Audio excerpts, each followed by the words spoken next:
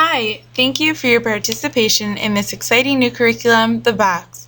Before I explain it in detail, I want to introduce the curriculum to you in the same manner that the students will see it. Hi there. So I thought I'd send you this video because I found this box in my basement and I think it might have been from one of my great-great-grandparents or something. But it has this weird book inside and I have no clue what it is. Inside there's this interesting bookmark and it has some weird writing on it.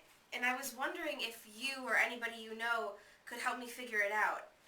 I'll send this to you so you could help me. This book is just so weird. I have really no clue.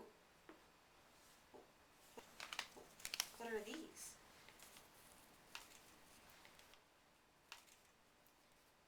I'll send these to you too. If you could help me figure this stuff out, it'd be really great. Thank you so much for all of your help.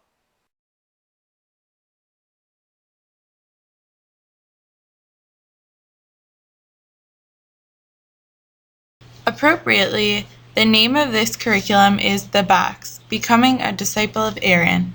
Throughout the year, students form a relationship with this contact person, Emily, someone who you'll introduce as a friend of a friend who needs some help.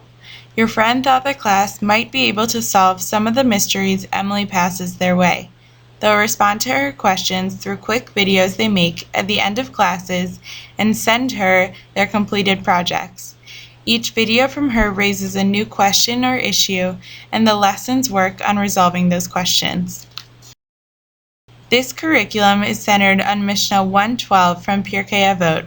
The word Mishnah here is like saying verse when referring to a small biblical selection. Each line serves as a different lesson in the curriculum. Hillel said, "Be of the disciples of Aaron, loving peace and pursuing peace, loving humankind and bringing them closer to the Torah." This is an overview of how the modules for this curriculum are divided. There are 10 learning blocks, each of which is built upon one of the core sections of the Mishnah from Pirkei Avot. These are examples of things the contact discovers in the box throughout the year. The mystery of the box builds intrigue and propels the class forward. The items on this slide exemplify the diversity of learning modalities used throughout the year. The bookmark shows how students will build upon their existing Hebrew vocabulary. Numbers in the box, one of the slips Emily finds in the box she is holding in the first video, show how students will learn to navigate Torah study. The QR code, the box with dots and dashes, will reconnect students to a map of synagogues across the country named Rodef Shalom or Ohev Shalom, and students will do research on the origins of the temples and their names. Aaron, the older brother of Moses and the high priest, is introduced in the second learning block, which is the first real intro into the curriculum. The entire curriculum focuses on how the children can learn to emulate these characteristics from the Mishnah that were the characteristics of Aaron. DOA does not stand for Dead on Arrival, it stands for Disciples of Aaron. The box. It utilizes technology in innovative ways, uses creative board games to help students understand the lessons, includes problem-based learning and design thinking for students to invent creative solutions to various situations, and emphasizes real-world connections. Jerusalem serves as both a real-world example and a connection to Israel for the year. Jerusalem as a city of peace. This is a stop-motion animation film that illustrates the origins of the name Jerusalem as being a city of peace. Yerushalayim is a very special name. It is made up of two words, Ir and Shalom. Ir means city. Shalom means peace. Together these words mean city of peace. Jerusalem has always been a city that wants peace. Our Bible tells us of King David, who lived 3,000 years ago. Back then, the Jewish people were split into tribes. King David made Jerusalem the capital and brought the Jewish people together. Because King David helped make the Israelites one nation, the city became a symbol of peace. There were also lots of prophets who taught words of Torah in Jerusalem in order to bring about peace. There once were two brothers. One brother had a big family, and the other brother lived alone. One brother awoke in the night. I have a whole family to help me out, and my brother is all alone. I should share my crops with him. So he snuck into his brother's home and dropped off some wheat. The other brother awoke in the night. I am just one person, but my brother has to feed his whole family. I should share my crops with him. So he carried some of his wheat to his brother's home. In the morning, when both brothers awoke, they found their piles had the same amount of wheat as the day before.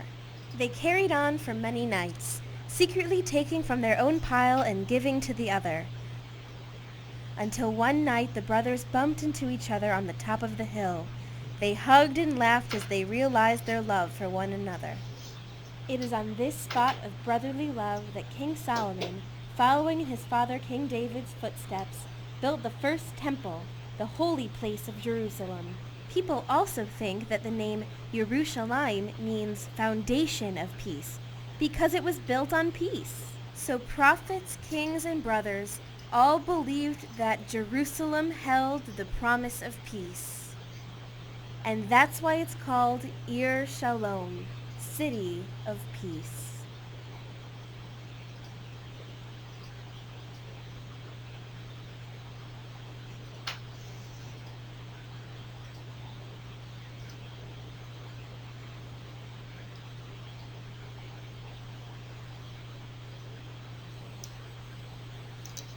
Note that your students will have created their own stop-motion animation films early in the year when they first learn about Aaron. Another major emphasis of this curriculum is on peace. What does it mean to love peace or to pursue peace? How do we do one or the other? What are the ways for us as students to pursue peace? To help students explore these questions, we have two games for you, one with balloons and one as a board game. In the board game, blue cards are not peace. Kids have to go back X number of spaces. Green cards are bio cards, historical or contemporary examples of people who pursued and loved peace. Students have to decide whether they acted peacefully, and if so, did they love peace or pursue it? A historical example is Chaim Solomon. It combines general studies, since students will learn about colonial and revolutionary America, and religious studies in a way that is relevant and exciting for them. There are charts to help the students classify the actions of individuals. What could you do cards give students certain situations and they have to collaborate to come up with peaceful solutions. Not peace cards give examples of situations that are definitively not peaceful. This example again integrates students' general education with their religious learning. There is a unit based on design thinking, modeled after the Stanford University School of Design. It is very hands-on, as the students have to find ways to create peace between individuals, people they know. They learn to empathize. One assignment is to observe a moment when a conflict arises and to fill in a chart such as this one to reflect on how the people involved must have felt. Hey guys, Want to see another video from Emily? This video is from Learning Block 7 and shows how the relationship with the contact person advances throughout the curriculum. You'll see we have some mysterious fun along the way. and I'm not really sure what they are, but one of them mentions this man named Ezra on the bottom, and I was wondering if he's related to Aaron or has anything to do with Aaron, or what that could be about. And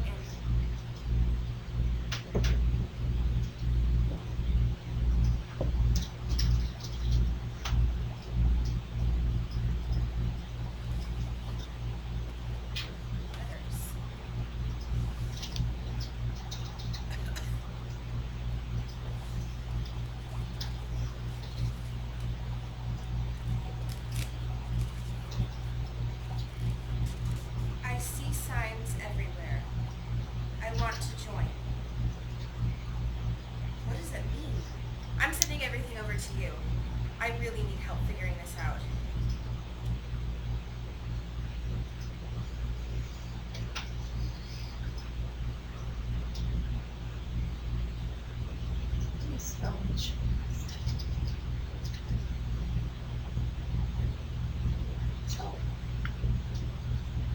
Ultimately, students will pledge whether they do in fact want to be disciples of Aaron.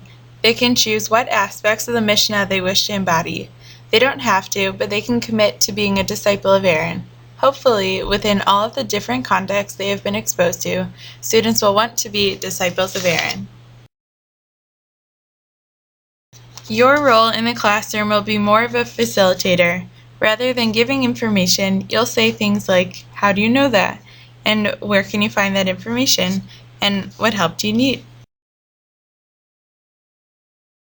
If you keep up the pretense of mystery, your students should enjoy the way that learning unfolds during the year, and we think you'll enjoy it too.